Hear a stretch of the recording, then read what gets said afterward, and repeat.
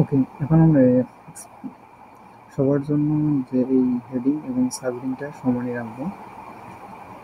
তো এইখানে হেডিং এর পরিবর্তে আমরা নেম ব্যবহার করবো এবং সাবহেডিং এর পরিবর্তে আমরা ডেজিগনেশন ব্যবহার করবো। তো এই জন্য আমরা কোড এডিটরে আসলাম এবং এইখানে আমরা লেবেল ব্যবহার করে এই কাজটা করতে পারি। তো এই জন্য আমরা যেটা ব্যবহার করবো, এখানে লিখবো লেবেল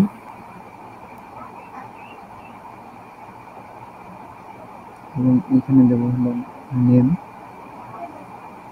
অবশ্যই এর আগে একটা অ্যারোসাইন ইউজ করতে হবে।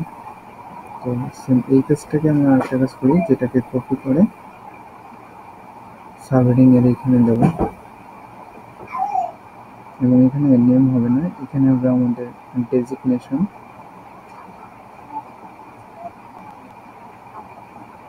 ওকে,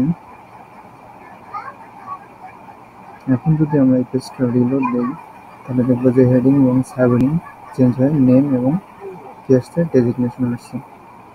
ওকে, তো এখানে পরবর্তীতে আমরা নেম এবং ডেজিগনেশন অ্যাড করবো অবশ্যই।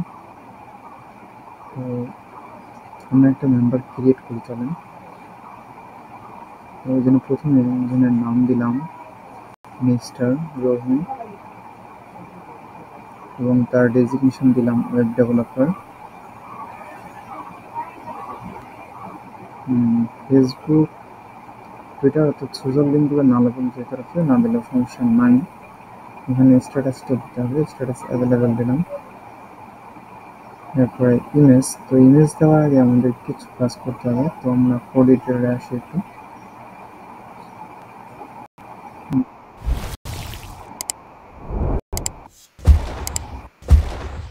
আমি কিছু করবো না।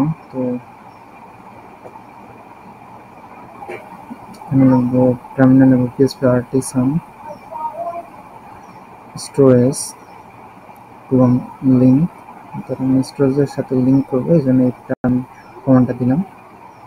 ওকে, লিঙ্ক হয়েছে। এখন আরেকটা কাজ করতে হবে, সেটা হলো যে আমাদের ইএনবিতে আসতে হবে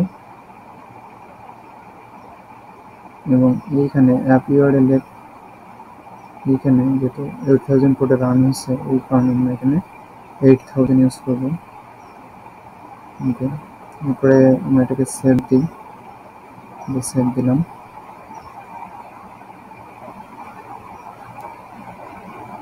আচ্ছা, এখন আমরা ইমেজটা নিতে পারি, আপলোড দিতে পারি। এখান থেকে আমরা ইমেজ নিলাম, যে ইমেজ ডট পিএনজি ফাইল, ইমেজটা নিলাম। ওকে, এখানে আপলোডিং 100% দেখাচ্ছে, আপলোডেড কমপ্লিট। ওকে, তো আমরা একটা কাজ করি, যে ক্রিয়েট বাটন ক্লিক,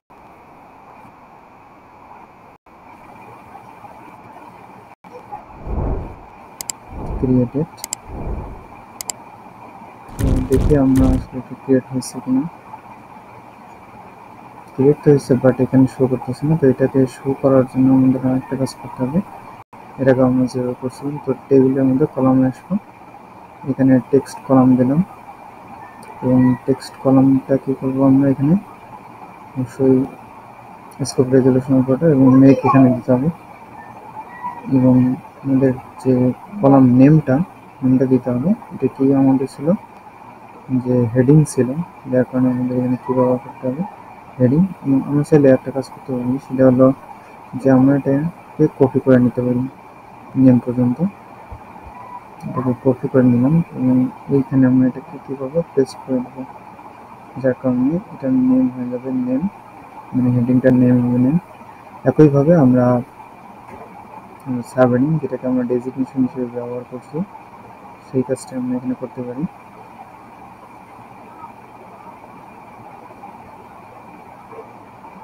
ওকে, এখন টেক্সট কলামকে আমাদের ইনপুট করতে হবে। তো ক্লাসটাকে ইনপুট করে নিলাম, দিস ক্লাস ইজ ইম্পোর্টেড। আরেকটা কাজ করতে হবে, আমরা চাচ্ছি যে ওখানে ইমেজটা দেখাই, তো এই জন্য আমরা যেটা ব্যবহার করবো ইমেজ কলাম। তো এখানে আইটা বড় হাতে রাখবো, তো যাই ইম্পোর্ট করে নিলাম এটা।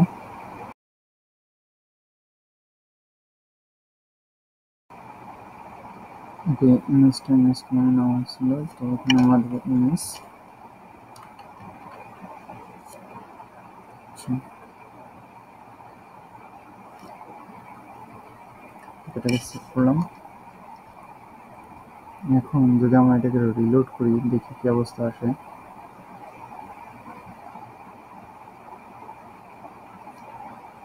ওকে, দেখেন এখানে নেম, ডেজিগনেশন এবং ইমেজ সব মিলে শো করতেছে। আপনি চাইলে এটাকে এডিটও করতে পারেন। মিস্টার রহিম খান দিলাম, সেভ চেঞ্জেস বাটনে ক্লিক করলাম, সেভ হয়ে গেল। এখন একটা বিষয় লক্ষ্য করেন, বারবার আমাদের কিন্তু রিডাইরেক্ট করা লাগতেছে, যে এখানে আসা লাগতেছে। তো আমরা এই রিডাইরেকশনটা একটু ওকে করে নিচ্ছি।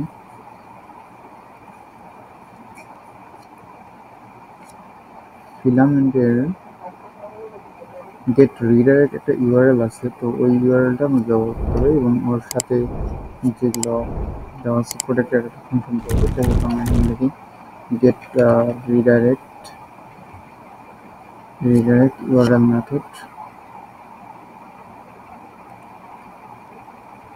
আচ্ছা, এখানে দেখেন protected function gate redirect URL string. তো এটা ব্যবহার করলে আমাদের কাজ হয়ে যাবে।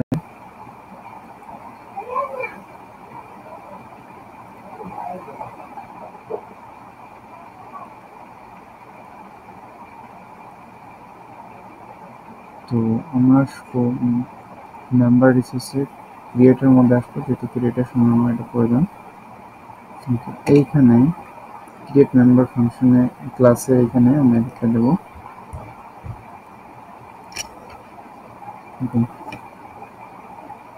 তারপর আরেক জায়গায় কাজ করতে হবে, এডিট নাম্বারে এইখানে দিতে হবে, এটা সেম প্রসেস।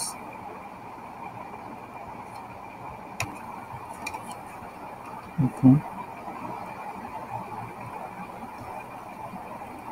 সেভ করবো। এখন যদি নতুন কোনো মেম্বার ক্রিয়েট করি, সেক্ষেত্রে আমরা দেখি যে আসলে ঘটনাটা কি ঘটে। নিউ মেম্বার বাটনে ক্লিক করলাম।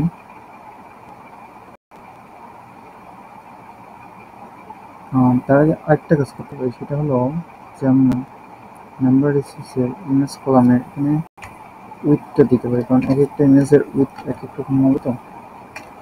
তো উইথ আমরা এখানে দিলাম 64। ওকে, আপনি আপনার মতো করে দিবেন। তো এখন আরেকটা নাম্বার ক্রিয়েট করতেছি, এখানে দিলাম যে মাজহারুল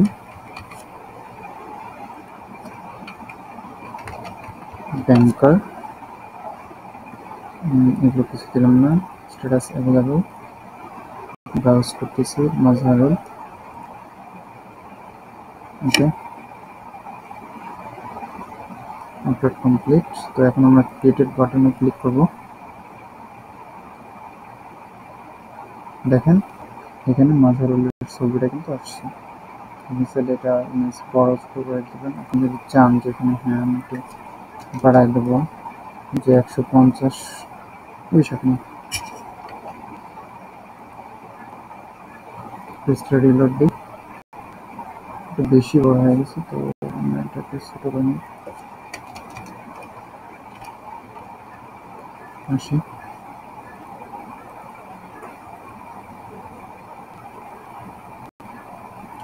let's look better.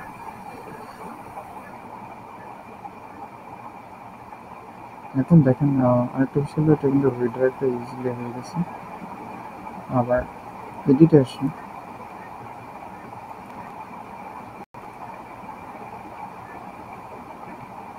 তো এডিটের ক্ষেত্রে সেভ চেঞ্জেসের পরে যেন এটাও কাজ কিন্তু করে, তো আমরা এই কাজটা করতে পারবো। আচ্ছা, বিশেষ এখানে নোটিফিকেশনটা চেঞ্জ করে নিতে পারেন, যে ক্রিয়েটেডের পরিবর্তে এটা দেখা যেতে পারে। আমি কাস্টমাইজ দ্য এন্টায়ার নোটিফিকেশন। তো সেভ নোটিফিকেশনের জন্য আমরা গেট সেভ নোটিফিকেশন এটা ইউজ করতে পারি। তো এটাকে আমি কপি করলাম। তো এডিট করার পরে আমাদের এই কাজটা করতে হবে। তো এডিট মেম্বার এখানে আসলাম, আসার পরে এইখানে আমি এটাকে পেস্ট করে দেবো। ওকে, এটাকে আর একটু অ্যালাইনমেন্ট ঠিক করে নিলাম, পেস্ট দিয়ে এটা করে দেয়। ওকে, সেভ নোটিফিকেশন। তো ইউজার আপডেট এটা লিখতে পারে, অথবা আপনি আপনার মতো করে এখানে চেঞ্জও করতে পারেন যেটা আপনি দিতে চান। তো আমি আপাতত এটাই দিলাম, অথবা ইউজার আপডেটেড সাকসেসফুলি আমরা চলে এখানে লিখতে পারি সাকসেসফুলি। ওকে, সেভ করলাম। এখন আসি আমরা এখানে, তো মাজারুলের আপডেট নাম মাজারুল ইসলাম দিলাম।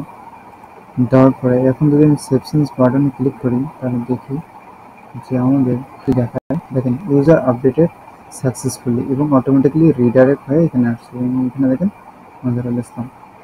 ওকে, দ্যাটস নাইস।